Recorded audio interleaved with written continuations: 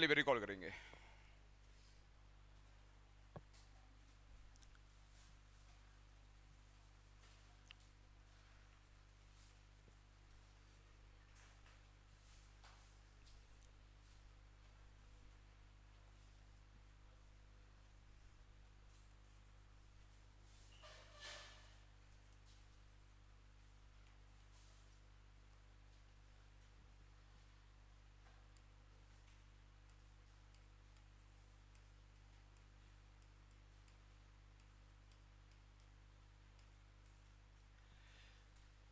तो भाई आज का टॉपिक क्या रहेगा हमारा? पंथ निरपेक्ष, है ना। और हमने कल क्या देखा था? समाजवाद। तो एक बार रिकॉल करेंगे समाजवाद को। इसको ऑन कर दो ना पर, एसी को, एसी ऑन कर दो।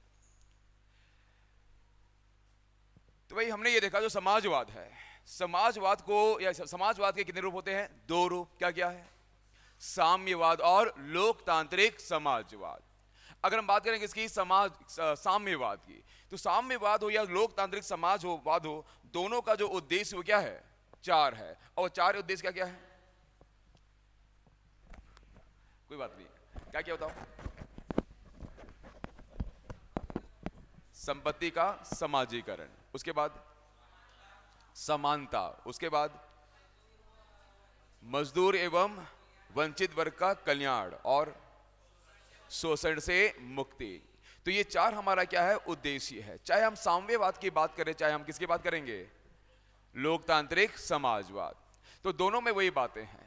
लेकिन हमने ये देखा कि अगर हम बात करें किसकी? समाजवाद की, तो हमारा भारत का जो समाजवाद है वो अन्य देशों के समाजवाद से क्या है? भिन्न है। और भारत के समाजवाद में जो केंद्र है, वो केंद्र में क्या है? केंद्र में क्या है? समानता है। आय की असमानता को दूर करना और जीवन स्तर की असमानता को दूर करना। प्लस संपत्ति का जो समाजीकरण, ये हमारे केंद्र में नहीं है। हमारे केंद्र में क्या है? आय की असमानता को दूर करना और जीवन स्तर की असमानता को दूर करना। बाकी बातें तो वही सब चीजें थी। ठीक है, अब यहां से हम एक नया टॉपिक चालू करेंगे, नाम क्या होगा? पंथ निरपेक्ष। और इसी पंथ निरपेक्ष को हम बोलते हैं क्या इंग्लिश में? सेक्युलरिज्म। क्या बोलोगे आप? सेक्युलरिज्म। पंथ निरपेक्ष या सेक्युलरिज्म, थोड़ा इसको समझेंगे क्योंकि हमने संविधान का प्रस्तावना हम पढ़ रहे हैं। और संविधान के प्रस्तावना पढ़ने का तीन तरीका है। पहला क्या? शासन शक्ति का स्रोत, शासन शक्ति का स्वरूप और शासन शक्ति के उद्देश्य। The source of authority, the nature of authority and the purpose of authority. शासन शक्ति के स्रोत में हमने क्या पढ़ा था? लोक प्रभुता। और शासन शक्ति के स्वरूप में क्या क्या है?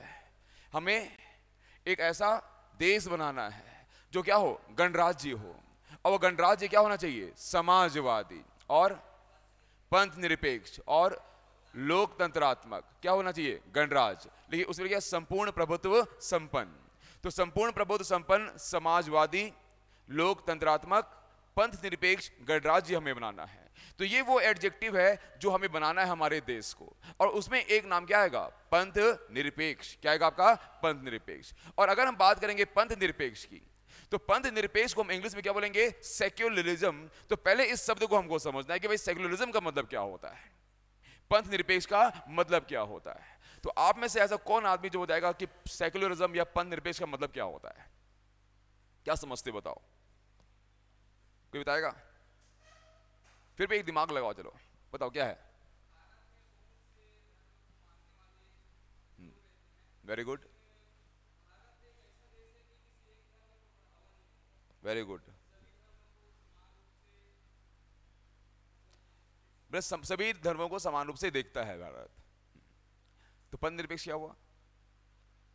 तुम सही बोल रहे हो, बताओ फिर। आओ, क्या सही जा रहे हो? मतलब किसी एक धर्म को बढ़ावा नहीं देना। Very good. ठीक है, तो मतलब इनका ये कहना है कि किसी एक धर्म को हमको बढ़ावा नहीं देना, क्योंकि हमारे भारत में बहुत सारे क्या हैं? धर्म हैं। कई धर्मों का यहाँ पर क्या हो रहा है? पालन किया जा रहा है। मतलब कई धर्मों के हमारे यहाँ पर क्या है? अनुयायी हैं। तो किसी एक विशेष धर्म को हमको नहीं स्वीकारना या नहीं देखना, इनका कहना ये है। और बाकी कोई बताओ क्या है? दिमाग लगाओ। पंथ निरपेक्ष। अच्छा, आप में से कौन कितने हिंदी मीडियम वाले? मेरे होता है कि सभी हिंदी मीडियम वाले यहाँ पर, कुछ कुछ इंग्लिश मीडियम वाले हैं। तो हिंदी मीडियम वाले बताओ निरपेक्ष का मतलब क्या होता है? निरपेक्ष मतलब, नहीं, निरपेक्ष का मतलब क्या होता है? उसका इन्फ्लुएंस उसमें नहीं होना चाहिए। नहीं नहीं, मतलब बस इन्फ्लुएंस नहीं होना चाहिए। पक्का निरपेक्ष मतलब ये होता है? और बताओ।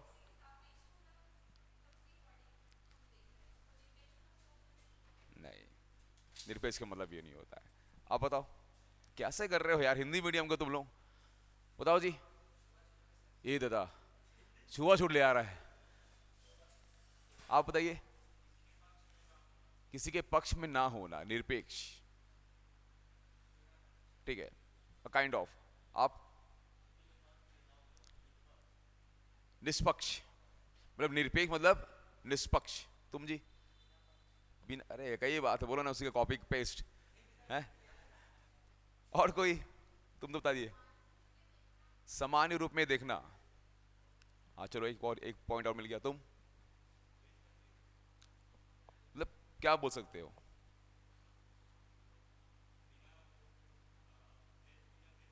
बिना भेदभाव को, वो तो छुआछूत बोल दिया आप। चलिए कोई बात नहीं। चलिए ये तो हो गए हिंदी वाले। अब अंग्रेजी वाले। What do mean by secularism?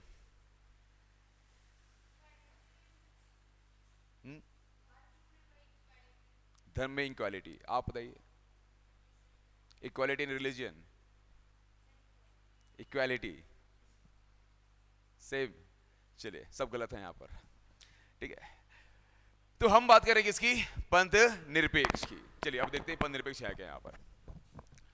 तो ध्यान देना, पंथ और निरपेक्ष, और इसमें एक वर्ड है, क्या है? निरपेक्ष वर्ड है। क्या वर्ड है यहां पर? निरपेक्ष।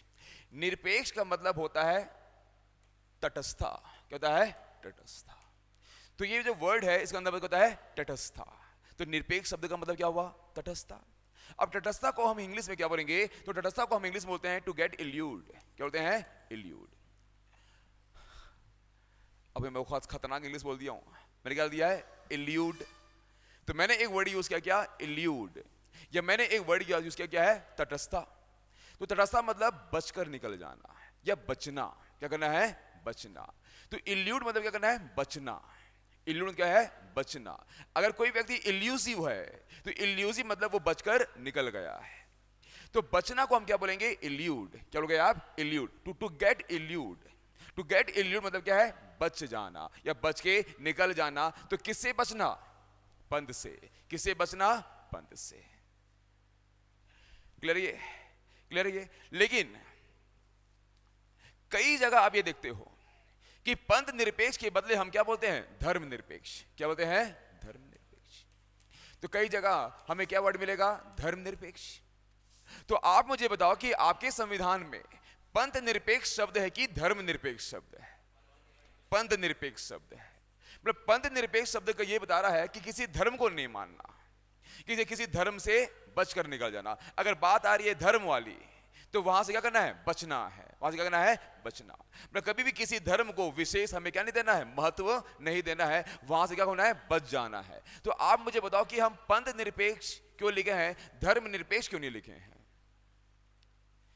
तो हम धर्म निरपेक्ष क्यों लिखे हैं, फिर पंथ निरपेक्ष क्यों लिखे हैं? बताएं भाई। मैं ये बोल रहा हूं कि धर्म निरपेक्ष का मतलब या पंथ निरपेक्ष का मतलब यहां पर यह हो रहा है कि धर्म से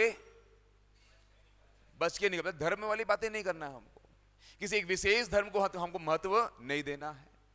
तो हम पंथ निरपेक्ष क्यों लिखे हैं, धर्म निरपेक्ष क्यों नहीं लिखे हैं? धर्म बहुत सारे होते हैं, पंथ एक ही होता है।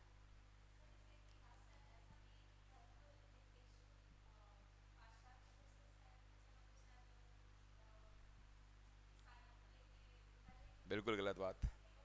नहीं, बताएं भाई। चलिए अब आप लोग आंसर रेडी लिखेंगे यहां से, ठीक है? तो लिखेंगे डिफरेंस बिटवीन पंथ निरपेक्ष और धर्म निरपेक्ष, ठीक है? चलिए आइए, यहां लिखेंगे धर्म निरपेक्ष,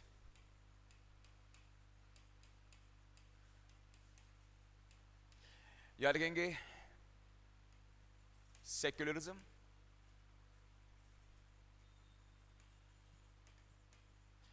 पंथ निरपेक्ष। ठीक है। सेक्युलरिज्म का मतलब होता है क्या? रिलीजन से तटस्था,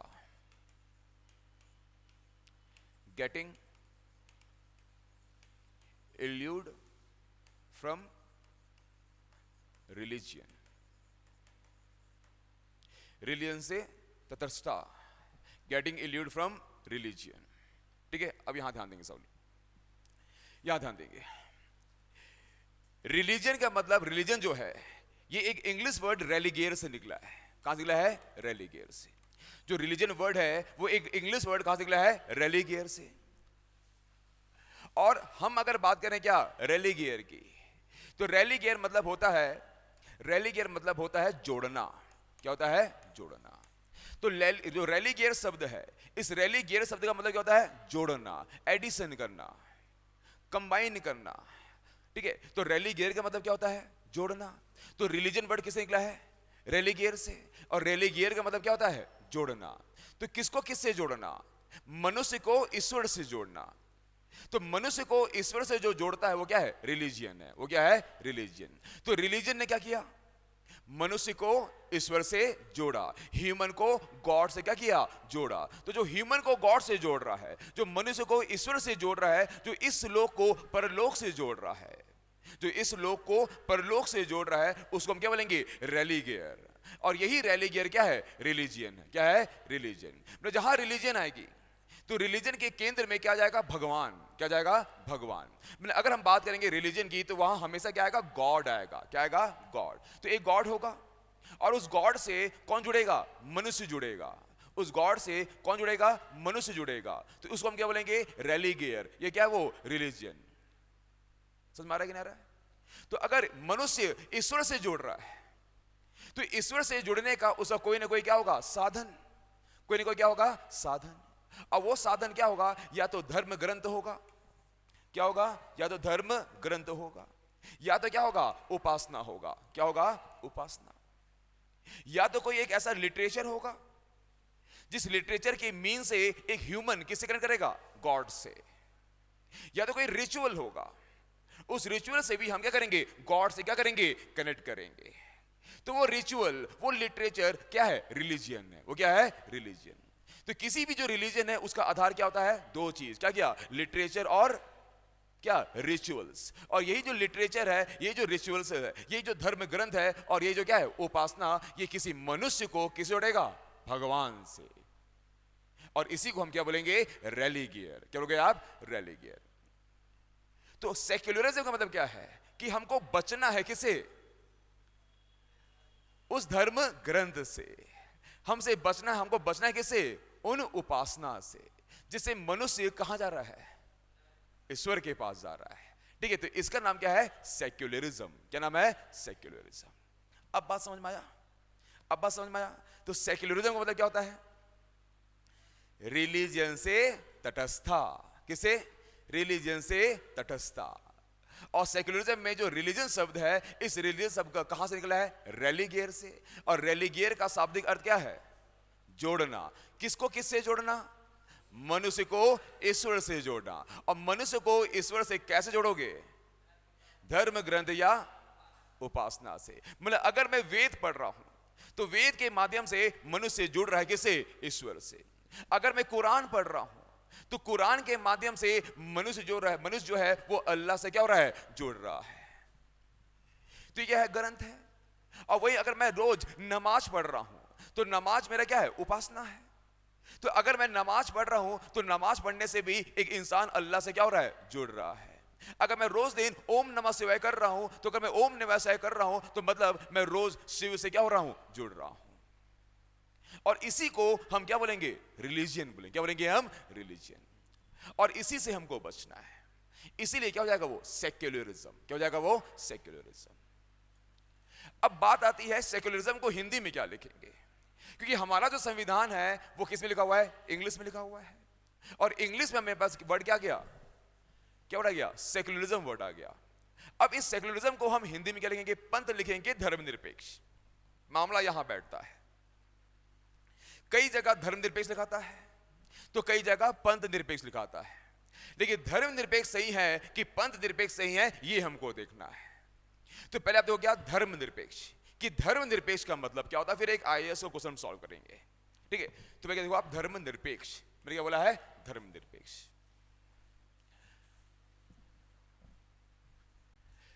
धर्मनिरपेक्ष जब देखोगे तब गीता पढ़ोगे, और जब आप गीता पढ़ोगे तो आप ये देखोगे कि वहां पर एक शब्द है कि धारणस्य इति धर्मे, धारणस्य इति धर्मे। मतलब धर्म का मतलब क्या होता है, धारण। कि धारण जो है या जो धर्म है, धर्म एक संस्कृत धातु से निकला है, और धातु क्या है, द्रिह। क्या है, द्रिह। तो एक द्रिह धातु है, इसी द्रिह धातु से क्या बना है, धर्म बना है। तो धर्म किस शब्द से निकला है, द्रिह। और द्रिह कौन शब्द है, संस्कृत शब्द है। तो एक संस्कृत धातु है, क्या है धातु है, द्रिह धातु, और इसी द्रिह धातु से क्या निकला है, धर्म निकला है। और इस द्रिह धातु का अर्थ होता है धारण। क्या होता है, धारण। तो धर्म का मतलब होता है धारण करना। तो धर्म का मतलब यहां पर क्या हो गया, धारण करना। धारण करना मतलब क्या करना, पालन करना। क्या करना, पालन करना। तो या तो मैं बोलूंगा धारण करना, या तो मैं क्या बोलूंगा, पालन करना। बात क्या है, एक ही है। और यही वास्तविक में धर्म का एक्चुअल में क्या है, मतलब है। तो अगर अब यहां से कभी भी अगर आपसे कोई बोला कि धर्म मतलब क्या है, तो आप क्या बोलोगे, वह जिसका हम क्या करते हैं, धारण करते हैं। वह जिसका हम क्या करेंगे, धारण करेंगे, वो मेरे लिए क्या है, धर्म है। वो मेरे लिए क्या है, धर्म है। वह जिसका हम क्या करेंगे, पालन करेंगे, वो मेरे लिए क्या है, धर्म है। तो धर्म का मतलब क्या हुआ, टू अडॉप्ट। ठीक है, तो अडॉप्ट करने मतलब क्या है, धारण। तो जिसका हम धारण करेंगे, जिसका हम ओबे करेंगे, जिसका हम पालन करेंगे, वो क्या है, धर्म है। वही आपका क्या है, धर्म है। तो धर्म के अलग अलग आयाम हो सकते हैं, क्योंकि मनुष्य अपने व्यवहारिक जीवन में हमेशा कुछ ना कुछ क्या करेगा, धारण करेगा। कभी कुछ अच्छी बातों को धारण करेगा, तो कभी कुछ गंदी बातों को धारण करेगा, तो कभी अच्छे वस्त्र धारण करेगा, तो कभी कुछ भी वस्त्र धारण कर लेगा। मतलब हम समय समय पर कुछ ना कुछ क्या करते हैं, धारण करते हैं। तो इस धारण का, जो धर्म का जो व्यवहार है, जो व्यवहार है, वो क्या हो जाएगा, व्यापक हो जाएगा। जैसे कि एक उदाहरण समझना आप लोग। मान लो मैं बोलूंगा कि मैं एक शिक्षक हूं। मैं क्या हूं, एक शिक्षक। अगर मैं एक शिक्षक हूं तो मेरा धर्म क्या है, शिक्षक धर्म। अगर मैं एक शिक्षक हूं तो मेरा धर्म क्या है, शिक्षक धर्म। तो मान लो अगर मैं यहां बैठा हूं आप सामने, और आपके सामने यहां खड़े होकर मैं आपको शिक्षा नहीं दे रहा, मैं आपको बता रहा हूं कि सलमान खान मर्सिडीज में घूमता है और इधर उधर की चर्चा कर रहा हूं, तो मैंने क्या किया, मैं अपने धर्म से भटक गया। क्योंकि मेरे को कायदे से क्या करना चाहिए, आपको पढ़ाना चाहिए, तब जाकर मैं अपने उस काम का क्या करूंगा, पालन। तो अगर मैं अपने काम का पालन करूंगा तो मैं एक बोल सकता हूं कि काम का पालन करना मतलब क्या, कर्तव्य। मतलब क्या, कर्तव्य। तो धर्म का एक और मतलब क्या है, कर्तव्य। क्या है, कर्तव्य। जो व्यक्ति अपने कर्तव्य का पालन करेगा उसी व्यक्ति को हम क्या बोलेंगे, धार्मिक। सो हम क्या बोलेंगे, धार्मिक। तो एक शिक्षक होकर मेरा कर्तव्य क्या है, शिक्षा प्रदान करना। अगर मैं शिक्षा प्रदान कर रहा हूं तो मैं क्या कर रहा हूं, अपना कर्तव्य का पालन कर रहा हूं। अगर मैं कर्तव्य का पालन कर रहा हूं तो एक प्रकार से मैं क्या हूं, धार्मिक हूं। मैं क्या हूं, धार्मिक, क्योंकि मैंने क्या किया, शिक्षक धर्म का क्या किया, पालन किया। अब मान लो यहां पर मैं बता रहा हूं, मान लो मैं यहां से निकलता हूं और अपने दोस्तों के पास, और जब मैं अपने दोस्तों के पास जाऊंगा तो मैं उनको बोलूंगा, मान लो मेरा एक दोस्त है, एक नाम है बिट्टू और एक नाम है छोटू। अब बोलूंगा, बिट्टू, समाजवाद के दो रूप होते हैं, एक साम्यवाद और एक लोकतांत्रिक क्या, समाजवाद। बोले चल भाग यहां से, तू अभी कहां आया है, मेरे पास आया है, तो अभी तेरे को कौन सा धर्म बनाना है, मित्र धर्म। तू शिक्षक धर्म को छोड़ के आ जा, कहां पर, कोचिंग में। तो अभी तेरे को क्या निभाना है, मित्र धर्म। अब ये बोल कि चल बिट्टू, मैं तेरे को क्या खिलाऊंगा, समोसा। तब मैं तेरे को मानूंगा कि तू एक्चुअल में क्या पालन किया है, मित्र धर्म का। तो अगर मैंने गया कहां पर, अपने मित्र के पास और उसको खिलाया क्या, समोसा, तो मैं फिर क्या बन गया, धार्मिक बन गया। क्योंकि उस समय मैंने क्या पालन किया, मित्र धर्म का। तो मैंने एक धर्म का त्याग किया और तुरंत ही मैंने दूसरे धर्म का क्या किया, पालन कर दिया। तो अभी मैं किस धर्म में हूं, मित्र धर्म में। अब मैं चला गया कहां, अपने घर। और जब मैं अपने घर जाऊंगा तो मेरे सामने मेरे पिताजी होंगे और मैं अपने पिताजी के सामने बोलूंगा, और बे क्या हालचाल, क्योंकि मैं अभी क्या क्या पालन कर रहा हूं, मित्र धर्म का। और मान लो अगर मैं अपने पिताजी के पास गया, बोला और बे क्या हालचाल, तो पिताजी क्या करेंगे, कुछ नहीं करेंगे, निकालेंगे क्या, चरण पादुका, अर्थात क्या, चप्पल। और फिर मुझे याद आएगा कि नहीं, मुझे अभी मित्र धर्म का पालन नहीं करना है, मुझे अभी क्या, पुत्र धर्म का पालन करना है। और तुरंत मैं क्या बोलूंगा, प्रणाम। पसंद में आया कि नहीं आया?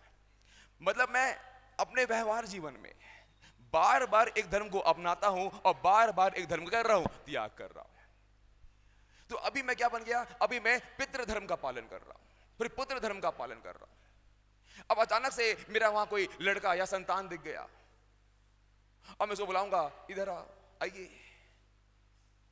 बेटा जी प्रणाम, अपना आशीर्वाद दीजिए। तो बेटे क्या बोलेगा, पापा के भांग वांग खा के आ गए हो क्या? मैं कौन हूं, आपका बेटा हूं। तब मुझे याद आएगा कि नहीं, मुझे अब पितृ धर्म का क्या करना है, फिर पुत्र धर्म का करना है, त्याग करना है। अब मुझे क्या करना है, पिता धर्म का पालन करना है। तो वहां पर मैं अपने बेटे को क्या करूंगा, आशीर्वाद दूंगा और बोलूंगा कि तू अच्छे से पढ़ाई कर और तेरे को कोई भी समस्या होगा पढ़ाई लिखाई लेकर, वो मेरे पास आ, मैं उसका क्या करूंगा, हल खोजूंगा। तो मतलब मैं बोलना क्या चाह रहा हूं, मतलब जिस चीज का हम धारण करते हैं वो हमारे लिए क्या बन जाता है, धर्म बन जाता है। तो धर्म का अभिप्राय किससे है, धारण करने से। धर्म का अभिप्राय किससे है, कर्तव्य से। किससे है, कर्तव्य से। अब मान लो मैं बोल दूंगा कि हमारे भारत में जो संविधान है, उस संविधान में जो प्रस्तावना है, उस प्रस्तावना में धर्म निरपेक्ष लिखा है। और निरपेक्ष का मतलब क्या है, तटस्थता। क्या है, तटस्थता। तो अगर मैं यहां निरपेक्ष का मतलब लिख दिया क्या, तटस्थता, मतलब किससे तटस्थता, कर्तव्य से तटस्थता। मतलब किससे भागना, अपने कर्तव्य से भागना। तो यहां पर यह शब्द क्या हो जाएगा, गलत। तो यहां पर यह शब्द क्या हो जाएगा, गलत शब्द हो जाएगा। इसीलिए हम यहां पर धर्म निरपेक्ष नहीं बोलेंगे, क्योंकि धर्म का अर्थ थोड़ा क्या हो जाता है, व्यापक हो जाता है। और धर्म किस ओर जाता है, धारण की ओर, कर्तव्य की ओर। और अगर मैं इस वर्ड को यहां पर जोड़ दिया, कर्तव्य और क्या, निरपेक्ष, तो किससे निरपेक्ष, कर्तव्य से निरपेक्ष। मतलब मनुष्य को किससे भागना पड़ेगा, अपने कर्तव्यों से। तो यही हम सिखाएंगे कि अपने लोगों को, यही हमारा संविधान सिखा रहा है क्या, कि अपने कर्तव्यों से भागो।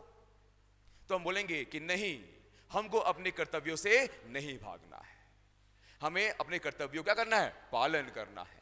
इसीलिए हमारे संविधान में जो सेक्युलरिज्म है, उस सेक्युलरिज्म का एक्चुअल में अर्थ धर्म निरपेक्ष नहीं है। कि धर्म निरपेक्ष यहां पर क्या हो जाएगा, निगेटिव वर्ड हो जाएगा। क्या हो जाएगा, निगेटिव वर्ड। बात समझ में आ रहा है कि नहीं आ रहा है, क्लियर है ये कहानी? ठीक है, अब ध्यान देना। तो हमको क्या खोजना है, हमको ये खोजना है कि सेक्युलरिज्म को खोजना है। और सेक्युलरिज्म मतलब क्या है, क्या, रिलीजियन, मतलब रिलीजियन, मतलब रिलीजियन से तटस्थता। तो यहां एक वर्ड क्या बन रहा है, पंथ निरपेक्ष। और पंथ निरपेक्ष में जो पंथ शब्द है उसका मतलब होता है पथ। और पथ को हम अंग्रेजी में क्या बोलेंगे, पाथ। क्या बोलोगे आप, पाथ। इसी पथ को हम अंग्रेजी में क्या बोलते हैं, पाथ। और पाथ का मतलब क्या होता है, रास्ता। क्या होता है, रास्ता। और रास्ता भी क्या करता है, जोड़ता है। क्या करता है, जोड़ता है। तो ये जो रास्ता है वो किसको किससे जोड़ रहा है, मनुष्य को ईश्वर से। तो मनुष्य को ईश्वर से जोड़ने वाला रास्ता क्या हुआ, पंथ हुआ। क्या हुआ, पंथ। इसीलिए मैं बोलूंगा कि सबसे करीब क्या आएगा, पंथ। क्या आएगा, पंथ। और उसी से हमें क्या करना है, बचना है। इसीलिए भारतीय संविधान में जो प्रदत्त सेक्युलरिज्म है उसको हम हिंदी में धर्म निरपेक्ष ना होकर हम क्या बोलेंगे, पंथ निरपेक्ष। क्या बोलोगे आप, पंथ निरपेक्ष। और ऐसे क्वेश्चन का टकराव बिल्कुल होगा आपके एग्जाम में। अब बात समझ में आ रहा है कि नहीं आ रहा है? ठीक है, तो एक क्या है, पंथ निरपेक्ष, और एक क्या है, धर्म निरपेक्ष। और ये इसके बीच में क्या है, एक शानदार अंतर। और अंतर क्या समझ में आया, कि धर्म निरपेक्ष क्या होगा, धर्म का मतलब क्या होगा, धारण करना। क्या करना? धारण। धारण मतलब क्या करना? पालन करना। क्या करना? पालन। तो अब किसका पालन करोगे? कर्तव्यों का। अगर मैं आपको बोलूंगा कि कर्तव्यों का पालन मत करो, कर्तव्यों से भागो, तो ये सही है कि गलत है? गलत है। तो क्या हमारा संविधान हमको अपने कर्तव्यों से भगाएगा? नहीं। संविधान क्या करेगा? संविधान ये बोलेगा कि अपने कर्तव्यों से आपको नहीं भागना है, बल्कि आपको उस रास्ते नहीं जाना है जिस रास्ते आपको कौन कहां ले जाएगा? ईश्वर की ओर।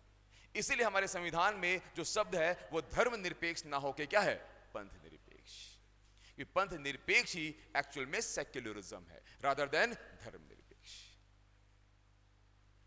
बात क्लियर हुआ? पक्का ना?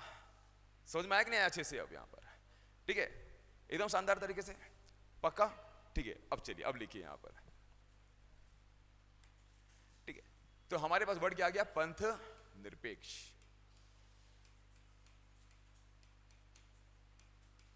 ठीक है, अब यहां पे लिखेंगे, कुछ मैं लिखवाऊंगा आप लोगों को, उसको लिखते हैं, उसके बाद एक क्वेश्चन बनाएंगे। ठीक है, चलिए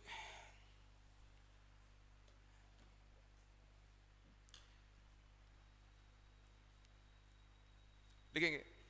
भारतीय संविधान में प्रदत्त, भारतीय संविधान की प्रस्तावना में प्रदत्त, भारतीय संविधान की प्रस्तावना में प्रदत्त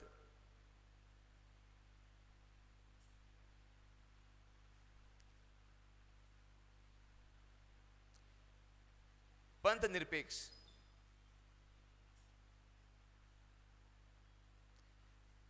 पंथ निरपेक्ष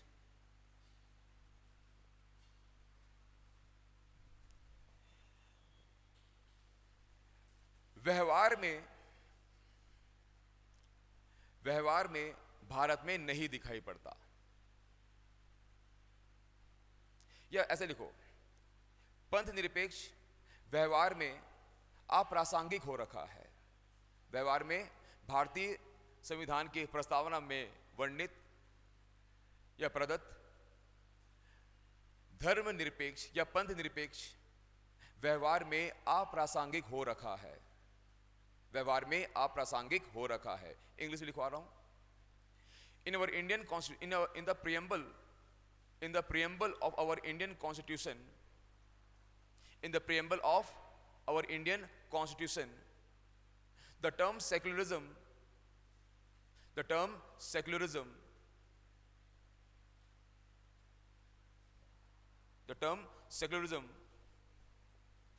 became non-reliable,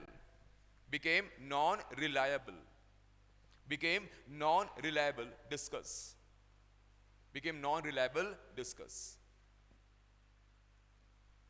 ठीक है, तो ये क्या हो गया हमारा? किसमें?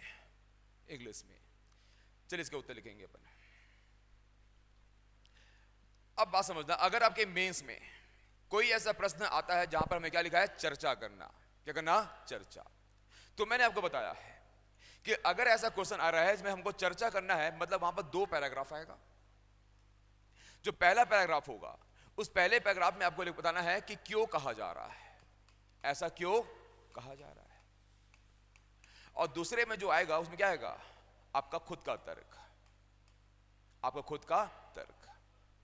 तो एक जगह आपको अपना तर्क रखना है और पहले में क्या करना है? ऐसा क्यों कहा जा रहा है। क्लियर कहानी? ठीक है, ये चर्चा करें। अगर ऐसा क्वेश्चन आया है, अगर ऐसा क्वेश्चन आएगा डिस्कस करो, तो वहां पर आपको ऐसा डिस्कस करना है।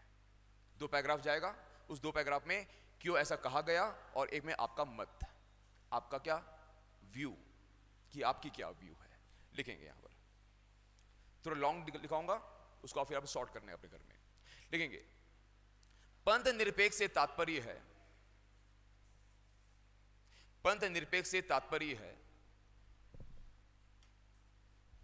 पंथ निरपेक्ष से तात्पर्य है, पहला, राज्य का कोई राजकीय धर्म नहीं होगा, राज्य का कोई राजकीय धर्म नहीं होगा।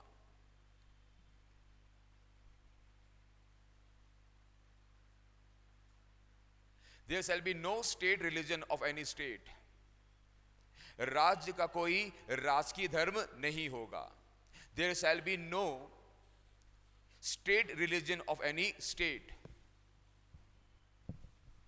दूसरा पॉइंट, राज्य अपने नागरिकता के बीच, राज्य अपने नागरिकता के बीच धर्म के आधार पर भेदभाव नहीं करेगा। राज्य अपने नागरिकता के बीच, क्या नागरिकों के बीच, राज्य अपने नागरिकों के बीच धर्म के आधार पर भेदभाव नहीं करेगा। The state shall do not discriminate. The state shall do not discriminate with their citizen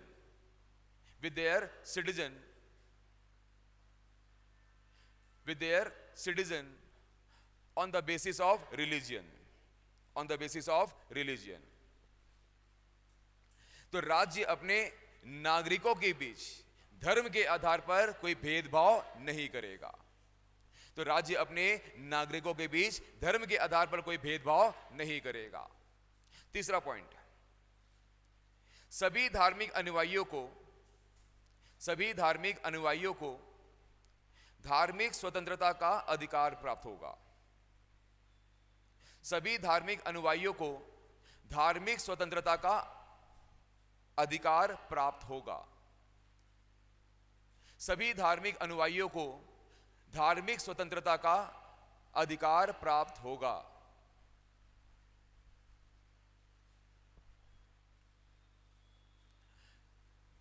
All religious scholars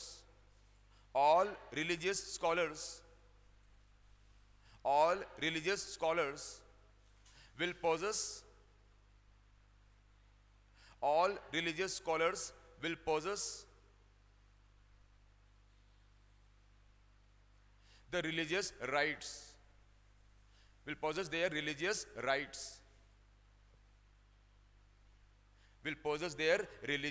rights, ठीक है। तो ये तीन मैंने बताया आप लोगों को तात्पर्य। क्या क्या बताओ, पहला बताना पड़ेगा, पहले क्या है? राज्य का कोई अपना राजकीय धर्म नहीं होगा। दूसरा, राज्य अपने नागरिकों से या नागरिकों के साथ धर्म के आधार पर भेदभाव नहीं करेगा। तीसरा, सभी धार्मिक अनुयायियों को क्या मिलेगा? राइट्स मिलेगा। किसका? धार्मिक स्वतंत्रता का। अब ये ध्यान देना, यहां पर ये IAS 2015 प्री का क्वेश्चन है, लेकिन इसको समझना पड़ेगा अपने को। उसमें क्वेश्चन है कि पंथ निरपेक्ष का तात्पर्य क्या है, और डी आएगा ऑप्शन में नन। बात समझना यहां पर, ये क्वेश्चन भी आप देख लेना, आपके IAS का प्री का क्वेश्चन है ये। लेकिन मैंने ये बताया आपको यहां पर कि पंथ निरपेक्ष का ये तीन मतलब है। पंथ निरपेक्ष का यहां तीन क्या है? तात्पर्य है। और ये तीन तात्पर्य क्या है कि किसी भी राज्य का कोई राजकीय धर्म नहीं होगा। मतलब भारत में कोई भी ऐसा राज्य नहीं होना चाहिए जिसका अपना क्या हो? राजकीय धर्म हो। मतलब जैसे भारत में एक राज्य है, क्या? उत्तर प्रदेश। अब आपको ये मालूम है कि उत्तर प्रदेश में एक महंत बैठे, नाम कौन है? योगी आदित्यनाथ। अब मान लो योगी आदित्यनाथ अचानक से ये बोल देंगे कि उत्तर प्रदेश में सिर्फ और सिर्फ एक ही धर्म रहेगा। कौन सा? हिंदू धर्म। मुसलमान यहां से भाग जाए, यहां से चले जाएं। जैसे कहां पर हुआ?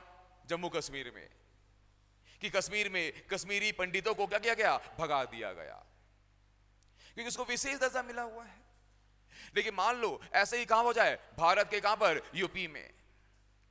और यूपी में योगी आदित्यनाथ ये बोल देगा कि मेरे को ये हरे रंग वाले लोग पसंद नहीं आते, मेरे को ये टोपी लगाने वाले लोग पसंद नहीं आते, मुझे सिर्फ केसरिया रंग अच्छा लगता है, मुझे सिर्फ केसरिया रंग अच्छा लगता है। तो मैं ये चाहता हूं कि पूरे यूपी में सिर्फ लोग कैसे रहे? केसरिया पहनने वाले, और ये हरे रंग वाले यहां से भाग जाएं, ये हरे रंग वाले यहां से भाग जाए। तभी आप अचानक से आओगे और बोलोगे कि योगी जी आप ऐसा नहीं कर सकते, क्योंकि आपके ऊपर क्या है? लगाम लगा हुआ है। आपका जो शासन है क्या है? सीमित है। क्योंकि भारत में संविधानवाद है, और संविधानवाद का मतलब कहता है सीमित शासन है। तो संविधान आपको बोलेगा कि योगी जी आप ऐसा नहीं कर सकते, क्योंकि हमारा भारत पंथ निरपेक्ष है। और पंथ निरपेक्ष का अभिप्राय किसे है कि कोई भी ऐसा राज्य नहीं हो सकता जो अपना क्या बना दे, राजकीय धर्म। तो योगी जी आप कितना भी प्रयास कर लीजिए, भारत का कोई राजकीय धर्म नहीं होगा, तो यूपी का कोई राजकीय धर्म नहीं होगा, तो यूपी को आप हिंदू राज्य नहीं बना सकते, उसको आप हिंदू राज्य नहीं बना सकते। बात क्लियर है? ठीक है। अब अगला पॉइंट मैंने क्या बोला कि राज्य अपने नागरिकों के साथ भेदभाव नहीं करेगा। किसके आधार पर? किस आधार पर? धर्म के आधार पर। अब मान लो योगी जी जा रहे हैं और योगी जी अपने पूरे कलेक्टर को बोल देंगे कि यूपी में जितने भी ऐसे लोग हैं जो टोपी पहने हैं और जो नमाज पढ़ते हैं, उन लोगों को सरकारी नौकरी नहीं मिलनी चाहिए हमारे राज्य में। सरकारी नौकरी सिर्फ उन्हीं को मिलेगा जो क्या करेंगे, केसरिया पहनेंगे। जो भी लड़का या लड़की हरे रंग पहनेगा उसको नौकरी नहीं मिलेगा, और जो भी नमाज पढ़ेगा उसको नौकरी नहीं मिलेगा। अगर मान लो योगी ऐसा बोलेंगे तो आप क्या बोलोगे कि योगी जी संविधान पढ़िए, और संविधान बताएगा किसको? योगी जी को, कि योगी जी आप ऐसा नहीं कर सकते, क्योंकि आप धर्म के आधार पर क्या नहीं करोगे, भेदभाव नहीं कर सकते। हरा रंग पहनने वाला भी एग्जाम देगा और केसरिया वाला भी कौन देगा, एग्जाम देगा। ओम नमः शिवाय बोलने वाला भी एग्जाम देगा और अल्लाह बोलने वाला भी क्या करेगा, एग्जाम देगा। तो धर्म के आधार पर भेदभाव नहीं कर सकते। सेम जी कहां जाओ आप, सभी धार्मिक अनुयायियों को धार्मिक स्वतंत्रता। तो मान लो अब योगी जी का अब मूड और खराब हो गया और योगी जी बोले कि मैं ये चाहता हूं कि यूपी में कोई नमाज नहीं पढ़ेगा, जितने भी जो धार्मिक अनुयायी हैं, जो इस्लामिक जो अनुयायी हैं, अब वो नमाज नहीं पढ़ेंगे, और जो मस्जिद है उस मस्जिद को केसरिया रंग में हम क्या करेंगे, पोत देंगे। और एक अभी हुआ भी था कि मस्जिदों को केसरिया रंग में पेंट कर दिया गया था अभी बीच में। कहां पर? यूपी में। तो ऐसा कर देंगे कौन? योगी जी। और मना कर देंगे कि अजान नहीं करना है आपको, मुझे अजान की आवाज से मुझे नींद नहीं आता है, मेरा खाना डाइजेस्ट नहीं होता है, सिर्फ उसे क्या आना चाहिए, ओम नमः शिवाय होना चाहिए। तो फिर आप बोलोगे कि योगी जी आप ऐसा नहीं कर सकते, क्योंकि संविधान हमारा क्या बोलता है, पंथ निरपेक्ष, तो आप ऐसा नहीं कर सकते। क्लियर कहानी? क्लियर है? तो ये आपका क्या है, पंथ निरपेक्ष। तो अगर पंथ निरपेक्ष संबंधी कोई क्वेश्चन आया कि पंथ निरपेक्ष से तात्पर्य क्या है, और ये तीनों लिखा हुआ है और यहां लिखा है ऑल ऑफ दिस, क्या लिखा है, ऑल ऑफ दिस, तो आंसर क्या हो जाएगा, ऑल ऑफ दिस, इनमें से सभी। लेकिन मान लो जो आईएएस 2015 में पूछा प्री में, ये 4 ऑप्शन दे देगा और यहां क्या ले देगा, नन, तब यहां पर आंसर क्या होगा? और आपको मालूम है कि आईएएस ऐसे ही करेगा कि आईएएस हमेशा क्या खोजता है, चिड़िया की आंख, क्रक्स, कि तीनों सही है, उसको भी मालूम कि तीनों सही है, लेकिन तीनों में सबसे शानदार उत्तर क्या है, बताएं। अब इस तीनों में आपको एक परफेक्ट आंसर चुनना है, तो क्या चुनोगे?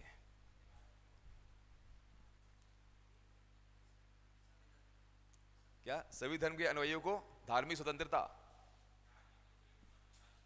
राज के अपना कोई राजकीय धर्म नहीं होगा, और कोई? आईएएस में ऐसे ही आता है, अब पीएससी भी आपका ऐसे ही बन गया है आजकल, तो मान के चलिए ये क्वेश्चन आ गया इस बार आपको पीसीएस में भी, बताएं। आपको मालूम है कि तीनों सही हैं, तीनों में कोई गलती नहीं है, अब उसमें आपको एक परफेक्ट आंसर खोजना है, तो परफेक्ट क्या है, कौन सा? वेरी गुड, पहला वाला,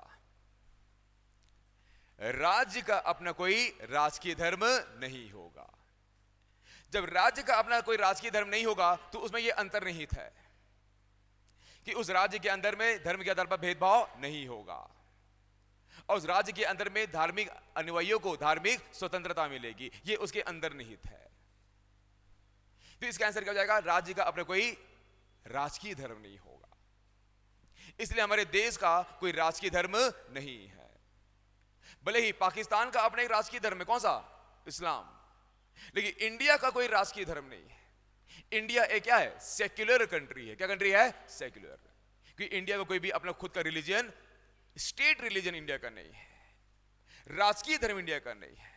हम ये नहीं बोल सकते कि भारत एक हिंदू प्रधान देश है, भारत एक हिंदू राष्ट्र है, ये हम नहीं बोल सकते। हमें रोकता कौन है? संविधान।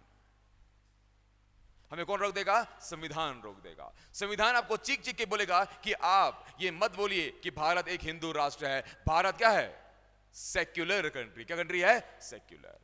भारत एक क्या है? पंथ निरपेक्ष देश है, ना कि हिंदू राष्ट्र है।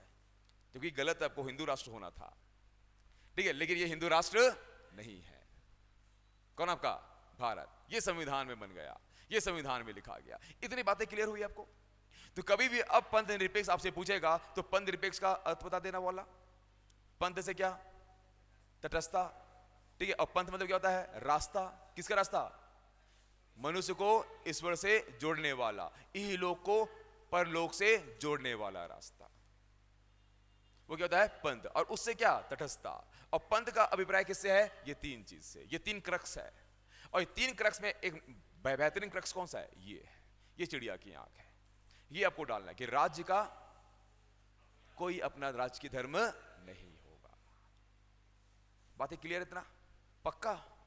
इतनी बातें क्लियर हो रही है जी। अब आगे बढ़ेंगे, लिखेंगे, ठीक है, क्योंकि हमको चर्चा करना है। हमको बाकी जगह में प्रियम्बल एक दिन में होता है जी, है ना। 2 दिन और लूंगा, फिर ये अपन मेन मुठ में आ जाएंगे। किसमें? फंडामेंटल राइट्स में। तो जिनको समझ में नहीं आ रहा उनको समझ में अच्छे से आएगा। और संविधान को ऐसे ही पढ़ना है, क्योंकि हमको पीएससी प्री नहीं निकालना है, हमको मेंस देना है, हमको यूपीएससी भी निकालना है। तो उसके लिए ऐसे पढ़ना पड़ेगा आपको, ठीक है। चलिए अब लिखेंगे आगे। एक क्वेश्चन और लिखेंगे उसी में, भारत किस सीमा तक, इसी में एक क्वेश्चन और लिख देंगे, भारत किस सीमा तक एक पंथ निरपेक्ष राज्य है? टिप्पणी कीजिए। भारत किस सीमा तक एक पंथ निरपेक्ष राज्य है? टिप्पणी कीजिए। भारत किस सीमा तक एक पंथ निरपेक्ष राज्य है? टिप्पणी कीजिए।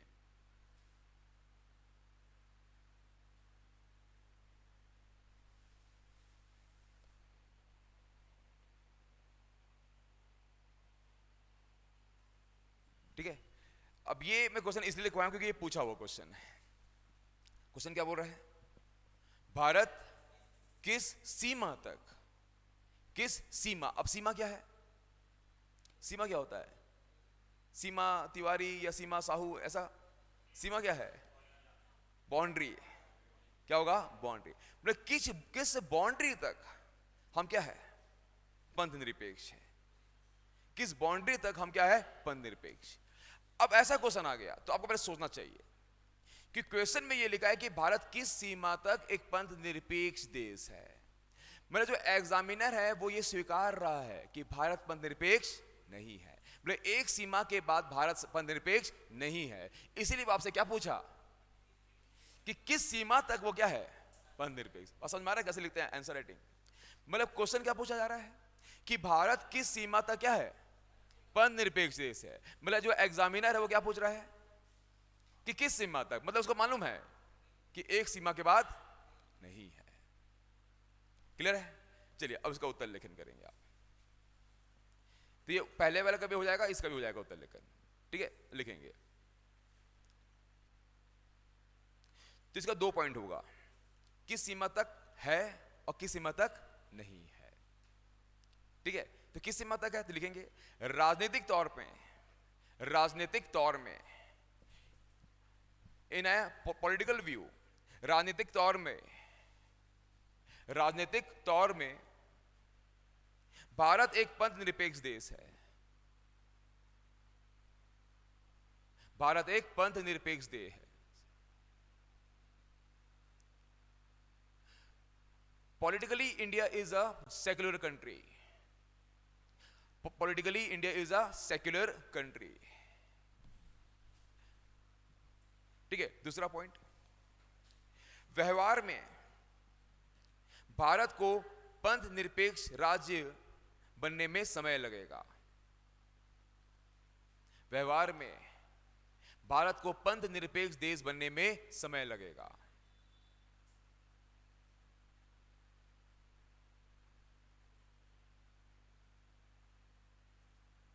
व्यवहार में भारत को पंथ निरपेक्ष देश बनने में समय लगेगा। मतलब यहां देखिए, मैं यहां पर 2 पॉइंट लिखवाया आपको। पहले पॉइंट क्या लिखवाया हूं कि राजनीतिक तौर पर भारत एक पंथ निरपेक्ष देश है, लेकिन व्यवहार में यह पंथ निरपेक्ष देश नहीं है। इसको पंथ निरपेक्ष बनने में क्या लगेगा? सीमा, क्या लगेगा? समय लगेगा। मतलब आपकी आंसर राइटिंग में 2 कॉलम जाएगा। पहले क्या जाएगा कि भारत एक पंथ निरपेक्ष देश है, किनके अकॉर्डिंग? राजनीतिक तौर में। तो पहला पॉइंट क्या रहेगा? राजनीतिक तौर पर भारत एक पंथ निरपेक्ष देश है, फिर एक पैराग्राफ जाएगा। ठीक है, फिर अगला लाइन क्या आएगा? व्यवहार में भारत को पंथ निरपेक्ष देश बनने में समय लगेगा, फिर एक पैराग्राफ आएगा, फिर मूल्यांकन होगा। समझ में आ रहा है कि नहीं आ रहा है? तो लिखेंगे पहला पॉइंट, लिखेंगे आप स्मार्ट बन रहे हो, याद रखना। ठीक है, हम वैसे वो मतलब एस्पिरेंट नहीं रहे कि पंथ निरपेक्ष रट के आ गए कि संविधान की प्रस्तावना में क्या लिखा है? पंथ निरपेक्ष। अब वो नहीं रहे आप लोग, अब अंदर घुस गए आप लोग। ठीक है, ये काम आएगा ऐसे राइटिंग में 50 नंबर, याद रखना, याद करोगे मेरे को। लिखो, संवैधानिक तौर पर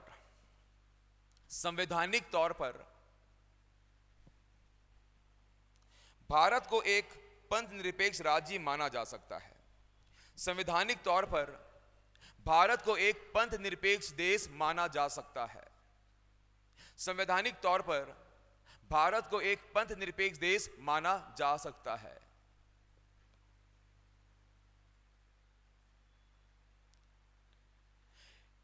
In accordance of Constitution,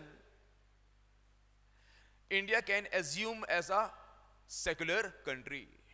India can be assumed as a secular country. ठीक है, तो संवैधानिक तौर पर भारत को एक पंथ निरपेक्ष देश माना जा सकता है।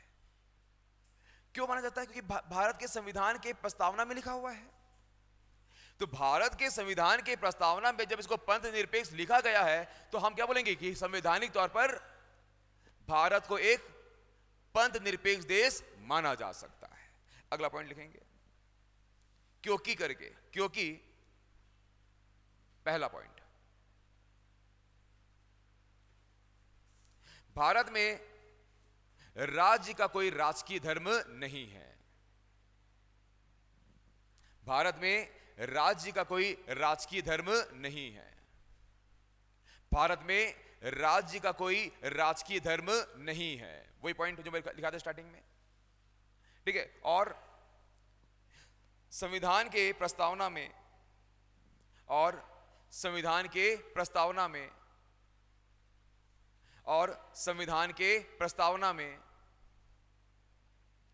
भारत को एक पंथ निरपेक्ष राज्य घोषित किया गया है। और संविधान की प्रस्तावना में भारत को एक पंथ निरपेक्ष राज्य घोषित किया गया है।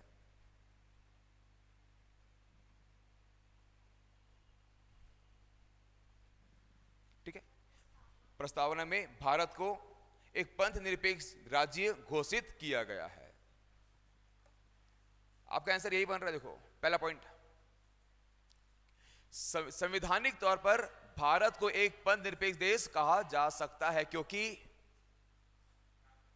भारत में राज्य का कोई राजकीय धर्म नहीं है। क्यों नहीं है?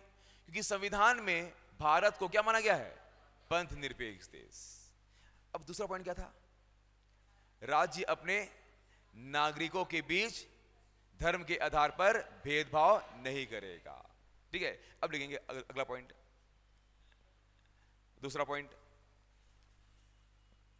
भारत में समानता का अधिकार एक मौलिक अधिकार है। भारत में समानता का अधिकार एक मौलिक अधिकार है।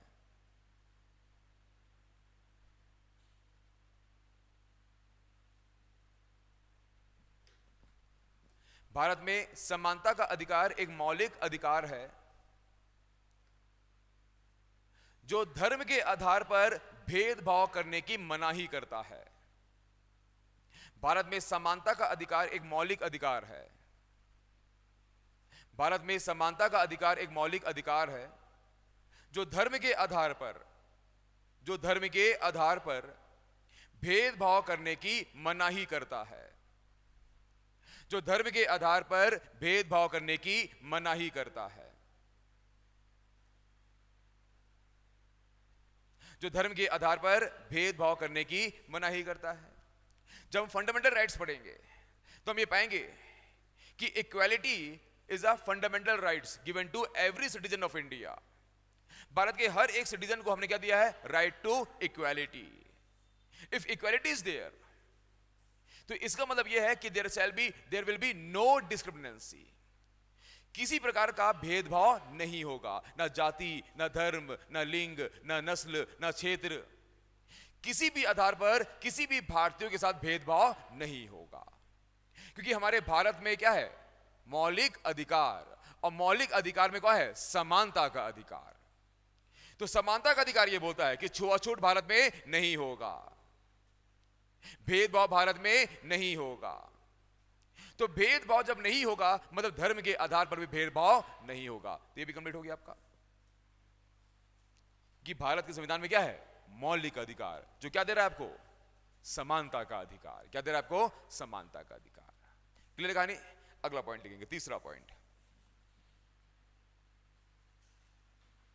भारत में धार्मिक स्वतंत्रता का अधिकार एक मौलिक अधिकार है। मैं पढ़ाऊंगा आर्टिकल 25 और 26। भारत में धार्मिक स्वतंत्रता का अधिकार एक मौलिक अधिकार है।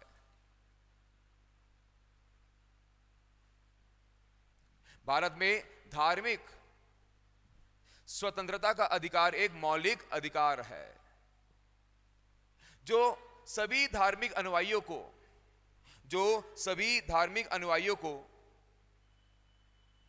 अपने अपने धर्म के अनुसार, जो सभी धार्मिक अनुयायियों को अपने अपने धर्म के अनुसार,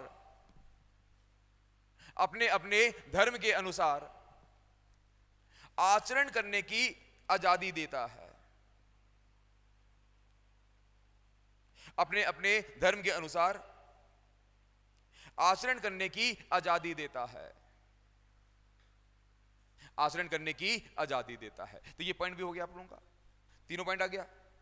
ठीक है, तो हम ये देखेंगे कि संवैधानिक तौर पर भारत एक क्या है? मेरे पीछे बोलोगे आप लोग, ठीक है? क्या बोलोगे?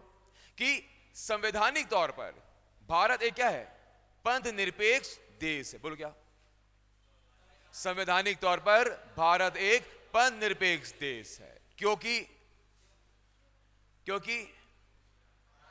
भारत के राज्यों में कोई राजकीय धर्म नहीं है। बोलो क्या? भारत के राज्यों में कोई राजकीय धर्म नहीं है। और भारत के संविधान के प्रस्तावना में भारत को पंथ निरपेक्ष देश घोषित किया गया है। तो बोलो क्या है? स्टार्टिंग बोलो। संवैधानिक तौर पर भारत को एक पंथ निरपेक्ष देश माना जाएगा, क्योंकि भारत के राज्यों में भारत के राज्यों का कोई राजकीय धर्म नहीं है। और प्रस्तावना में भारत को पंथ निरपेक्ष देश घोषित किया गया है। दूसरा पॉइंट क्या आएगा? भारत के संविधान ने या भारत के संविधान में मौलिक अधिकार है। समानता का अधिकार एक क्या है? मौलिक अधिकार है। और समानता का अधिकार अगर मौलिक अधिकार है तो इसका मतलब क्या है? कि धर्म के आधार पर भारत के नागरिकों के साथ भेदभाव नहीं होगा। ठीक है, अब तीसरा पॉइंट क्या बोला मैंने? कि धार्मिक स्वतंत्रता का अधिकार क्या है? मौलिक अधिकार है। क्योंकि धार्मिक स्वतंत्रता का अधिकार एक मौलिक अधिकार है, इसलिए भारत में जो धार्मिक अनुयायी है उनको अपने अपने धर्म के अनुसार आचरण करने की क्या है? आजादी है। मतलब एक भाईजान, मतलब एक सलमान, कौन मैन? सलमान। तो सलमान जो है वो क्या करेगा? नमाज पढ़ेगा। और वही एक भारत में हनुमान, एक कौन है? सलमान है। तो क्या करेगा? वो नमाज पढ़ेगा। और भारत में एक हनुमान है, वो करेगा ओम नमः शिवाय करेगा और रुद्र अभिषेक करेगा। और समझ में आ रहा है? तो दो मान कौन कौन? कौन? सलमान क्या करेगा? नमाज पढ़ेगा, अल्लाह अकबर करेगा वो। और वही हनुमान क्या करेगा? ओम नमः शिवाय। इसकी क्या है? आजादी है। क्योंकि हमारे भारत में एक मौलिक अधिकार है, कौन सा? धार्मिक स्वतंत्रता का अधिकार। मतलब मैं जनेऊ पहन सकता हूं, मैं ओम नमः शिवाय जाप कर सकता हूं, मैं हनुमान चालीसा पढ़ सकता हूं, और वहीं एक मुसलमान क्या करेगा, अल्लाह अकबर कर सकता है। इसको इसकी क्या है, आजादी है। तो अगर इसकी हमें आजादी है तो हम ये बोल सकते हैं कि धार्मिक अनुयायियों को अपने आचरण करने की क्या है, आजादी है। बात क्लियर हुआ? एक लास्ट पॉइंट लिखेंगे, चौथा पॉइंट।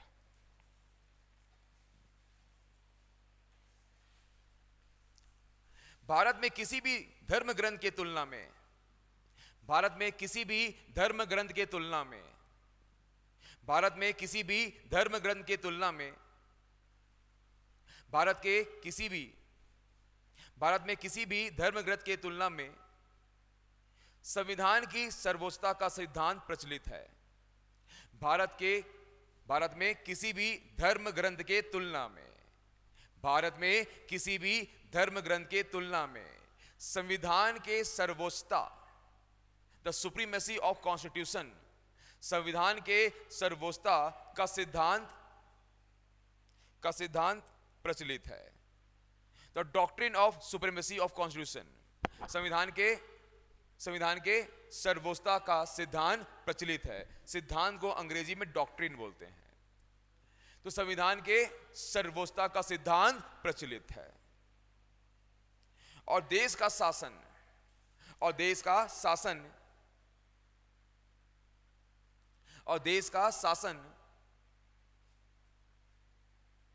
किसी धर्म ग्रंथ के बजाय, और देश का शासन किसी धर्म ग्रंथ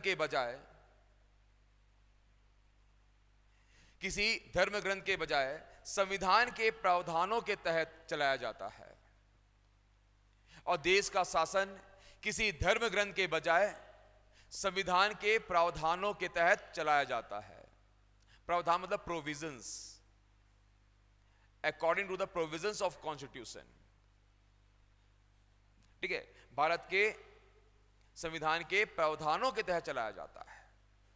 मतलब यहां पर यह बोला जा रहा है कि हमारा देश में, या हमारे देश में अगर मैं बोलूंगा कि एक हिंदू का क्या है, वेद है, मुसलमानों के क्या है, कुरान है, तो हमारा देश कुरान के अनुसार नहीं चलता, शरीयत या हदीस के हिसाब से नहीं चलता, हमारा देश वेद के हिसाब से नहीं चलता। अगर कभी भी वेद आएगा और कुरान आएगा तो हमारा जो संविधान नामक एक बुलडोजर है वो इस पर चल जाएगा, कि संविधान यहां पर क्या है, बुलडोजर है। ये बताएगा कि हमारा देश संविधान जो है, या हमारा देश जो है वो चलेगा तो क्या चलेगा, संविधान के अनुसार। मतलब अगर हिंदू धर्म में या हिंदू ग्रंथ में जो वेद है, वेद में यह बोला जाएगा कि जो हिंदू महिला है वो पति के मृत्यु के बाद सती हो जाएगी, तो ये नहीं होने देगा कौन, संविधान। उस बात क्या हो जाएगा, खंडन हो जाएगा। और वही जो मुसलमान है वो बोलेगा कि मैं तलाक तलाक तलाक बोलूंगा तो तलाक के बिद्दत हो जाएगा, तो हमारा जो संविधान है वो बुलडोजर बन जाएगा और बोलेगा कि तुम 3 तलाक नहीं दे सकते, तुम तलाक तलाक तलाक बोलोगे तो तलाक उसको नहीं मिलेगा। आपको कानूनी क्या करना पड़ेगा, कार्रवाई करना पड़ेगा उसके लिए, क्योंकि संविधान क्या है, बुलडोजर के माफी है। तो हमारा देश किसके अनुसार चलता है, संविधान के अनुसार, और संविधान के अनुसार चल रहा है। तो हमारा देश जो है, जो संविधान जो है वो धर्म ग्रंथ को नहीं मानता।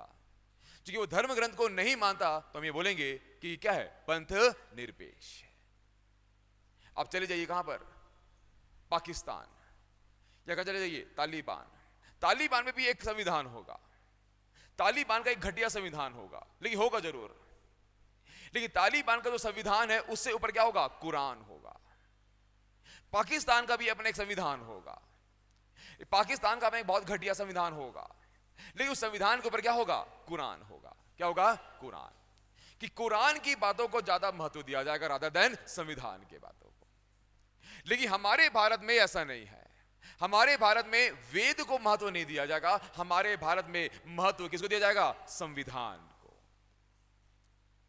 इसलिए 4 पॉइंट ये बताता है कि संवैधानिक तौर पर भारत एक क्या है, धर्मनिरपेक्ष देश है। क्या है? पंथ निरपेक्ष। Very good. तो संवैधानिक तौर पर भारत क्या है? पंथ निरपेक्ष देश है। समझ में आ रहा है कि नहीं आ रहा है? तो संवैधानिक तौर पर भारत एक पंथ निरपेक्ष देश कैसे है?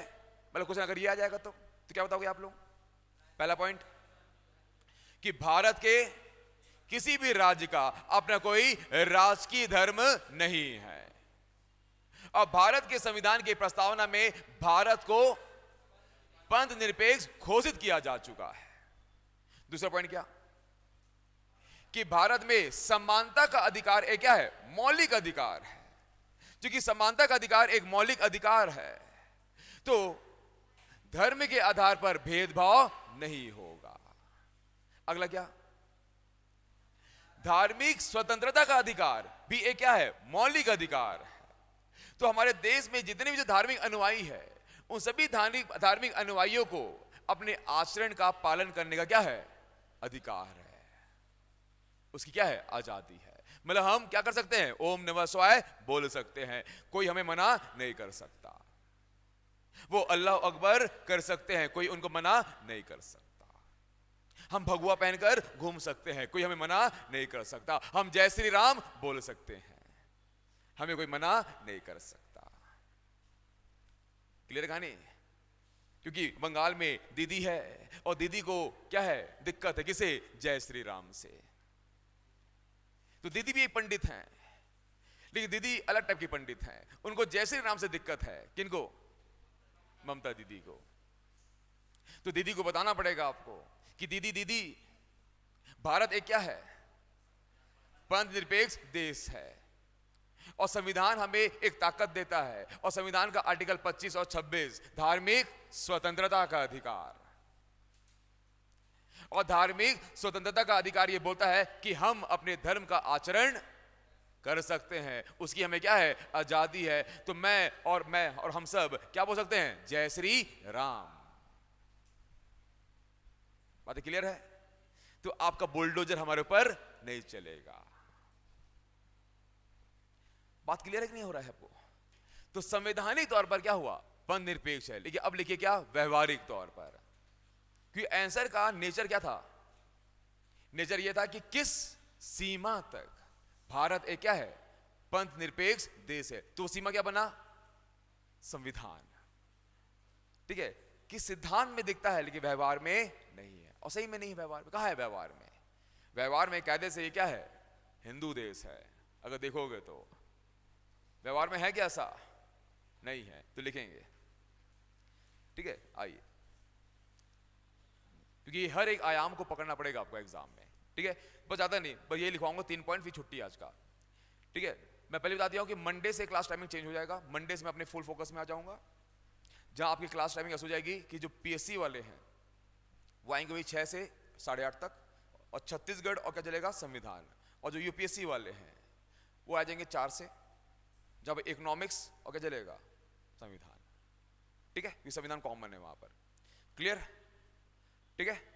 वैसे मैं कर दूंगा तो क्लास आपकी लंबी हो जाएगी, और फिर आप पढ़ोगे क्या? छत्तीसगढ़ भी, तो और मजा भी आएगा पढ़ने में। ठीक है? धीरे धीरे मैं लंबा करूंगा क्लास को। ठीक है? अभी 3 घंटा, फिर धीरे से 4 घंटा, और ये 4 घंटे ही रहेगा क्लास। ठीक है? 2-3 दिन के बाद। ठीक है? चलो लिखेंगे।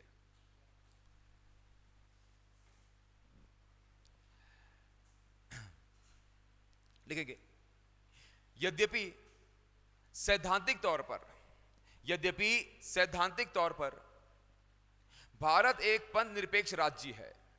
यद्यपि सैद्धांतिक तौर पर भारत एक पंथ निरपेक्ष राज्य है।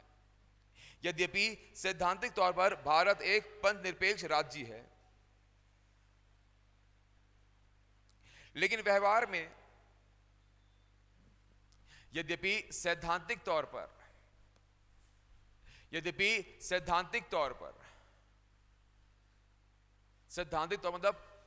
मतलब थियोरेटिकली, तो यद्यपि सैद्धांतिक तौर पर भारत एक पंथ निरपेक्ष राज्य है, लेकिन व्यवहार मतलब रियलिटी, लेकिन व्यवहार में भारतीय राजनीति में लेकिन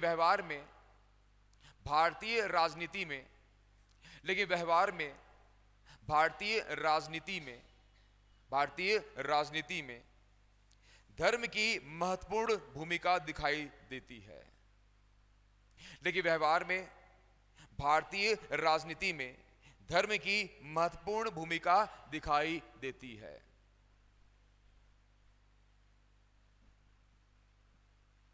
अब यहां पर एक क्वेश्चन लिखेंगे आप लोग फिर से, ठीक है, और जो दो क्वेश्चन है वो लोग घर से लिख के आओगे, फिर एक क्वेश्चन और लिखेंगे यहां पर। भारतीय राजनीति में भारतीय राजनीति में भारतीय राजनीति में धर्म की विवेचना कीजिए। विवेचना मतलब होता है डिस्कस। भारतीय राजनीति में धर्म की विवेचना कीजिए।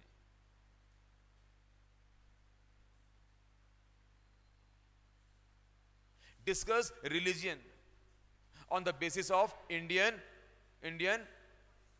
political system. Discuss religion on the basis of Indian political system. भारतीय राजनीति में धर्म की विवेचना कीजिए। ठीक है, ये क्वेश्चन बनेगा आप लोगों का। अब इसका उत्तर लेखन करेंगे आप लोग, लिखेंगे। पहला पॉइंट, उम्मीदवारों का चयन धर्म और जाति जैसे कारकों के आधार पर किया जाता है। उम्मीदवारों का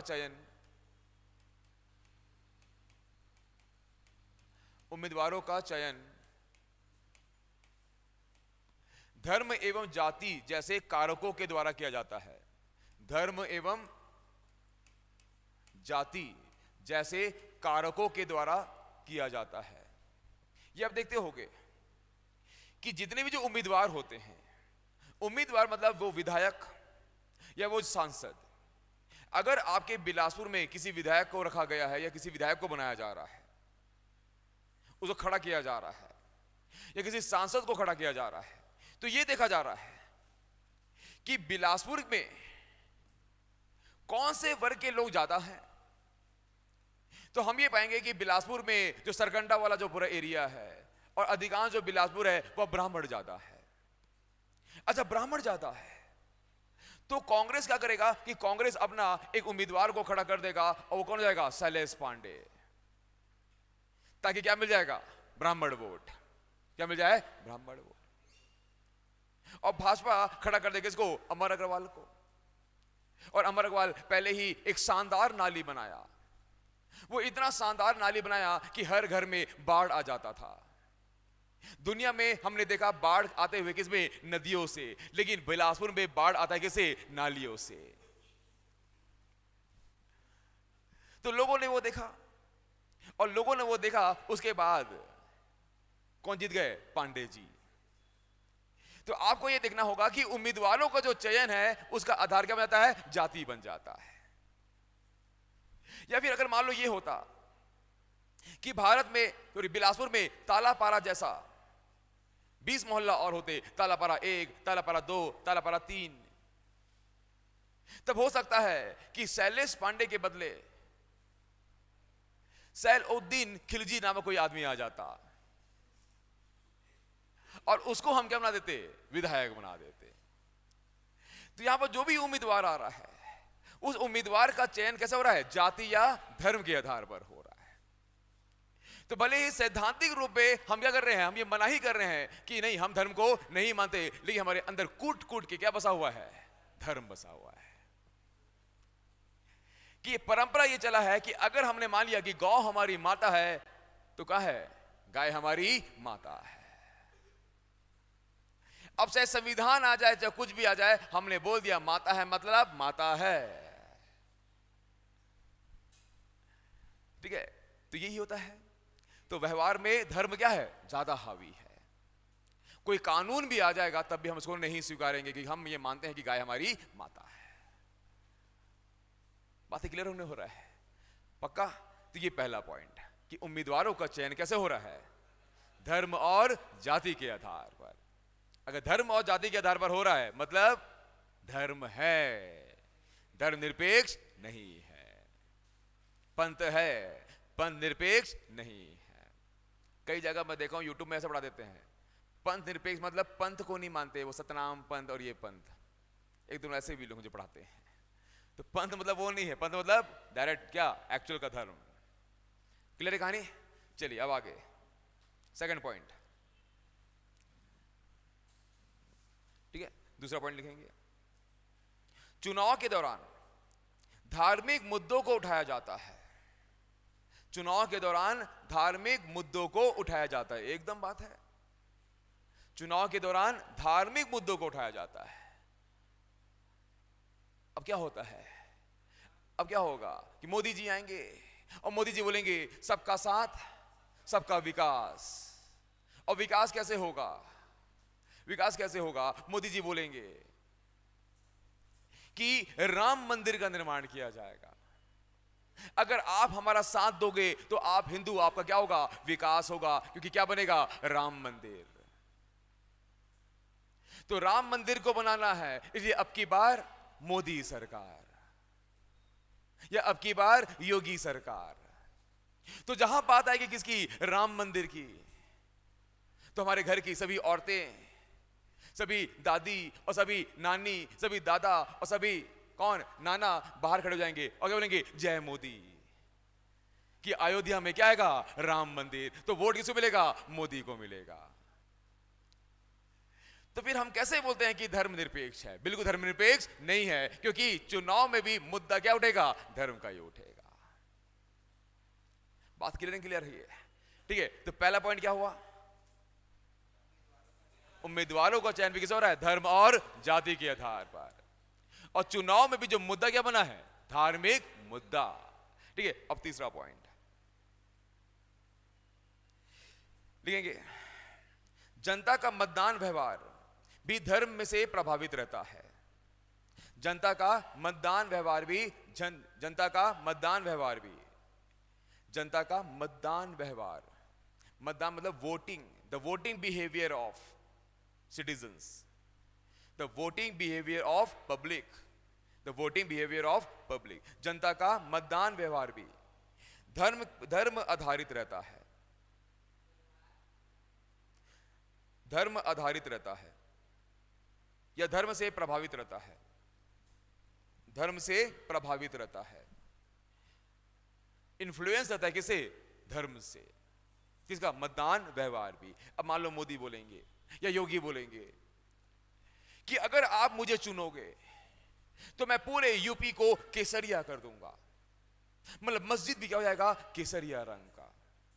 मैं पूरे यूपी आपको क्या दिखेगा, केसरिया, और एक समय के बाद उत्तर प्रदेश का नाम क्या जाएगा, केसरिया प्रदेश। अगर आप मुझे क्या दोगे, वोट दोगे। तो अब जितने भी जो लोग होंगे कहां के, यूपी के, और खासकर यूपी में जो अधिकांश कौन होंगे, हिंदू, भले वो यादव हो भले वो तिवारी हो, सब खड़े हो जाएंगे और किसको वोट देंगे, योगी को, क्योंकि मतदान व्यवहार क्या हो गया, धर्म से प्रभावित। मैंने बोला ना कि हमारे लिए सबसे बड़ी चीज क्या है, धर्म होता है। बोलने वाली बात है संविधान, एक सबसे बड़ा तो बात क्या है, धर्म है। तो ये तीसरा पॉइंट भी आप देख लोगे कि हम खुद धर्म के बिहेवियर से क्या करेंगे, वोट देंगे। अब से मुस्लिम महिला भले ही बोलेगी आई हेट मोदी, मोदी मुर्दाबाद, मोदी मुर्दाबाद, कौन बोलेगी, मुस्लिम लेडी, क्योंकि उसको दिखाना है अपने किसको, पति को। लेकिन जब वोट देने की बारी आएगी तो पति की बोलेगी कि मैं भारत के सबसे बड़े साइंटिस्ट श्री राहुल गांधी को वोट दूंगी, क्योंकि राहुल गांधी क्या करता है, आलू से सोना निकाल देता है। तो मैं उस साइंटिस्ट को क्या देने वाली हूं, वोट देने वाली हूं।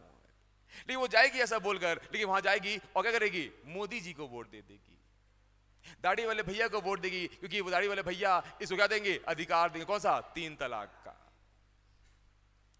और मुसलमानों को समझ में नहीं आएगा कि हो कैसे गया, कि मुसलमान वाले क्षेत्र में भी योगी कैसे आ गया। तो योगी ऐसे आ गया, आपको बोल के गया है, आपको बोला गया है कि कांग्रेस को वोट दिया जा रहा है, लेकिन वोट किसे दिए हैं, मोदी जी को, और क्या इसको, योगी जी को। समझ में आ रहा है? तो धर्म के आधार पर क्या होता है, वोटिंग बिहेवियर भी होता है। तो व्यवहार में हम बोलेंगे कि नहीं है पंथ निरपेक्ष, सिद्धांत में है लेकिन व्यवहार में नहीं दिखता। क्लियर है? और ये कुछ ये यूपीएससी क्वेश्चन है ये, ठीक है? अगर ये यूपीएससी क्वेश्चन है 15 नंबर में, तो आपका ये ऐसे है आने वाले समय में, ठीक है? 50 नंबर। क्लियर ये कहानी? चलो अब लिखेंगे आगे। इसीलिए किसी भी चीज को छोड़ना नहीं चाहिए। अगर प्रियम्बल में लिखा है तो उसका महत्व होगा ना। हम लोग कहते पंथ निरपेक्ष, हाँ पढ़ लिया, हो गया। देखो पंथ निरपेक्ष कितना बड़ा हो गया, बड़ा हो गया ना ये, ठीक है? अगला पॉइंट लिखेंगे। व्यवहार में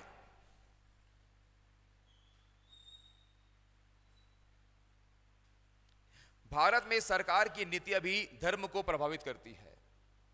व्यवहार में भारत के सरकार की नीतियां भी धर्म को प्रभावित करती है। व्यवहार में सरकार की नीतियां भी धर्म को प्रभावित करती है। व्यवहार में सरकार की नीतियां भी धर्म को प्रभावित करती है, या धर्म से प्रभावित रहती है, सॉरी, धर्म से प्रभावित रहती है, धर्म से प्रभावित रहती है। अब देखो, भारत में कोई भी ऐसा सरकार नहीं होगा जो ये करेगा कि देश के किसी क्षेत्र में जाकर वो मंदिर को तोड़ दे। कोई ऐसी नीति लेके नहीं आएगा। कि मालूम है कि देश में ज्यादा जनसंख्या किसकी है? हिंदुओं की। तो हिंदुओं के आस्था के साथ कोई खिलवाड़ नहीं करेगा। देश में ऐसा कोई राजनीतिज्ञ नहीं पैदा होगा जो ऐसा काम करेगा। अगर कोई ऐसा काम करेगा भी तो उसको रोक दिया जाएगा। जैसे काका के पिताजी कौन? नंद जी। जो नंदू जी भी यही काम कर रहे थे, जगह जगह जाकर क्या बोलते कि राम को मैं नहीं मानता। तो काका को अंतिम बोलना पड़ा कि पिताजी बस ले दे के तो क्या बना हूं? मुख्यमंत्री। ले दे के मुख्यमंत्री बनना हूं, है ना? तो अभी मैं पूरे राज्य का क्या बन गया हूं? काका। आप ऐसा करेंगे तो घर का क्या रह जाऊंगा? काका रह जाऊंगा। तो ऐसा काम मत करिए। तो कोई भी हम ऐसी नीति नहीं बनाएंगे जो धर्म को क्या कर देगा? प्रभावित करेगा। ठीक है? क्लियर कहानी? ठीक है, एक लास्ट पॉइंट लिखेंगे यहां पर, एक आखिरी पॉइंट। आखिरी पॉइंट, भारत में नहीं, ऐसे लिखोगे, ऐसे मत लिखिए, ऐसे लिखिए। चुनाव के बाद जब मंत्री परिषद का गठन होता है, मंत्री परिषद मतलब काउंसिल ऑफ मिनिस्टर, चुनाव में जब मंत्री परिषद का गठन होता है, चुनाव के बाद जब मंत्री परिषद का गठन होता है, after election the incorporation of council of minister take place. जब मंत्री परिषद का गठन होता है और राजनीतिक पदों का वितरण होता है, और राजनीतिक पदों का वितरण होता है, पॉलिटिकल पोस्ट का जब डिस्ट्रीब्यूशन होता है, और जब राजनीतिक पदों का वितरण होता है, पॉलिटिकल पोस्ट का जब डिस्ट्रीब्यूशन होता है,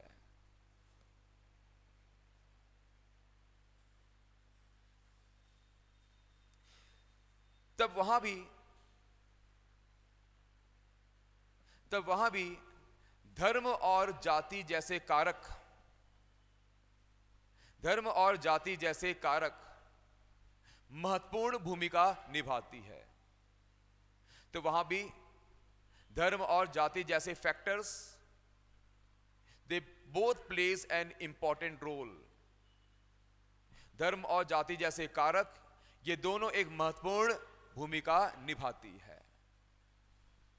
ठीक है? तो होता क्या है कि मान लो चुनाव हो गया और चुनाव के बाद जीत गए कौन? मोदी जी। तो अगर मोदी जी जीते हैं, इसका मतलब ये नहीं है कि मोदी जी अपने पूरे मंत्री परिषद में सिर्फ से क्या करेंगे? हिंदू लोगों को। मोदी जी देखेंगे कि मेरे परिषद में एक या दो मुसलमान होना चाहिए। अगर मुसलमान नहीं होगा तो मुसलमान जो समुदाय है वो क्या हो जाएंगे? परेशान हो जाएंगे और मुझे क्या बोलेंगे? तानाशाह बोल देंगे कि ये हिंदू तानाशाह है। तो भले ही वो योगी हो या अयोग्य हो, मैं एक मुख्तार अब्बास नकवी को रख लूंगा, भले ही वो मुख्तार अब्बास नकवी नकली क्यों ना हो, लेकिन वो नकली को मैं क्या करूंगा? नकवी बना दूंगा और क्या बना दूंगा? मंत्री बना दूंगा, ताकि मुसलमान समुदाय को ये लगे कि हाँ मैं सहिष्णु हूं। क्या हूं मैं? सहिष्णु। I am tolerant. इसलिए मुख्तार अब्बास नकवी क्या है? मंत्री हैं। क्या है?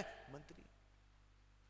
और मैं जाति लोगों को भी लेकर चलूंगा, हर जाति के एक लोग को क्या बनाऊंगा? मैं मंत्री बनाऊंगा, ताकि जाति के लोग भी, अलग अलग जाति के लोग भी क्या रहे? खुश रहे।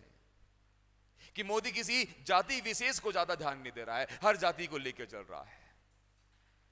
तो यह भी दिखता है कि भारत में पंथ निरपेक्ष सिर्फ संविधान में लिखा हुआ एक शब्द है, लेकिन भारत अभी भी व्यवहार में एक पंथ निरपेक्ष देश नहीं है।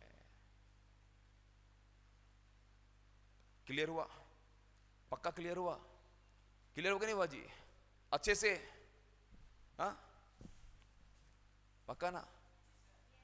तो दिमाग में क्लियर हुआ कि दिमाग से क्लियर हुआ? दिमाग में क्लियर हुआ है।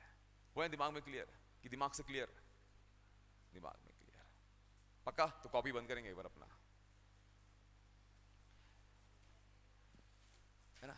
तो मतलब अब आपसे कोई पंथ निरपेक्ष बोल तो दे, 1 घंटा लेक्चर ले लोगे आप पंथ निरपेक्ष में। अब यहां पर है ना, क्या है? पंथ निरपेक्ष। तो हमारे संविधान के प्रस्तावना में क्या लिखा है? पंथ निरपेक्ष। देख लेना कौन आदमी है जो 1 घंटा बोल पाएगा जी पंथ निरपेक्ष में। आप 1.5 घंटा 2 घंटा बोल दोगे पंथ निरपेक्ष में। ठीक है, तो पंथ निरपेक्ष दिख तो रहा है छोटा शब्द, देखिए इसके अंदर में क्या है? बहुत कुछ है। तो हमने ये जाना कि इंग्लिश वर्जन में नाम क्या है? सेक्युलरिज्म। और सेक्युलरिज्म मतलब क्या है? रिलीजियन से तटस्थता। किसे? रिलीजियन से तटस्थता। रिलीजियन से तटस्थता मतलब किससे बचना? रिलीजियन से बचना। और रिलीजन जो वर्ड है उसका मतलब क्या है? रेलीगियर। वो क्या है? रेलीगियर। और रेलीगियर का मतलब क्या होता है? क्या होता है? मनुष्य को ईश्वर से जोड़ना। तो जो मनुष्य को ईश्वर से जोड़ता है वही क्या है? रिलीजियन है। वो क्या है आपका? रिलीजियन। अगर रिलीजियन मनुष्य को ईश्वर से जोड़ेगा तो उसका आधार क्या बनेगा? धार्मिक ग्रंथ। और क्या बनेगा? और क्या? उपासना। तो कुछ रिचुअल्स है और कुछ क्या है? लिटरेचर्स है, जो क्या करता है कि ह्यूमन को कनेक्ट करता है किसे? गॉड से। किसे करेगा? गॉड से। तो ये क्या हो गया? रिलीजियन होगा। और जब इस रिलीजियन से हम बच जाएंगे तो हम क्या बनेंगे? We are secular. We are secular because we don't believe in any god, we don't believe in any literature. For us constitution is everything. इसलिए देश क्या है? सेक्युलर है। क्या है आपका? सेक्युलर। लेकिन इस सेक्युलरिज्म को आप हिंदी में क्या बोलोगे? पंथ निरपेक्ष की धर्म निरपेक्ष? पंथ निरपेक्ष। लेकिन ध्यान देना, आपके संविधान में रिलीजन को धर्म बोला गया है। हिंदी में हर जगह धर्म लिखा हुआ है।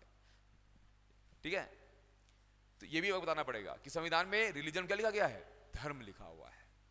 तो धर्म निरपेक्ष भी कहा जा सकता है, लेकिन अगर इसका व्यापक अर्थ देखा जाएगा तब नहीं कहा जा सकता, कि व्यापक अर्थ में इसका क्या हो जाएगा? अर्थ का अनर्थ हो जाएगा। और अर्थ का अनर्थ कैसे हो जाएगा? कि धर्म मतलब क्या होता है? धारण। और धारण क्या होता है? पालन। और पालन किसका? कर्तव्य का। तो कर्तव्यों से दूर नहीं जाना, कर्तव्यों का पालन करना है। और मनुष्य हर क्षण अपना एक नया कर्तव्य पा जाता है, हर क्षण एक नया धर्म पाता है। अभी आपका धर्म कौन सा है? विद्यार्थी धर्म है कि नहीं? अभी किसमें हो आप लोग? विद्यार्थी धर्म कर। मतलब अभी मान लो मैं बोलूंगा कि विद्यार्थी धर्म मतलब धर्म निरपेक्ष हो जाओ, तो क्या सही है? गलत है। तो धर्म निरपेक्ष मतलब आप अपने विद्यार्थी धर्म से भाग जाओगे। तो अगर आप अपने विद्यार्थी धर्म से भी भाग जाओगे तो क्या पीएचडी निकाल पाओगे? नहीं निकाल पाओगे। तो अभी फिलहाल हमें उसका पालन करना पड़ेगा। किसका? विद्यार्थी धर्म का।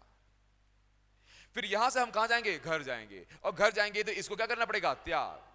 और किसका अपनाना पड़ेगा? पुत्र और पुत्री धर्म को। या इसके बीच में कौन? दोस्त लोग, तो मित्र या मित्राणी धर्म को, ऐसा कुछ होगा। फिर घर में क्या? पुत्र या पुत्री धर्म, पुत्र या पुत्री धर्म।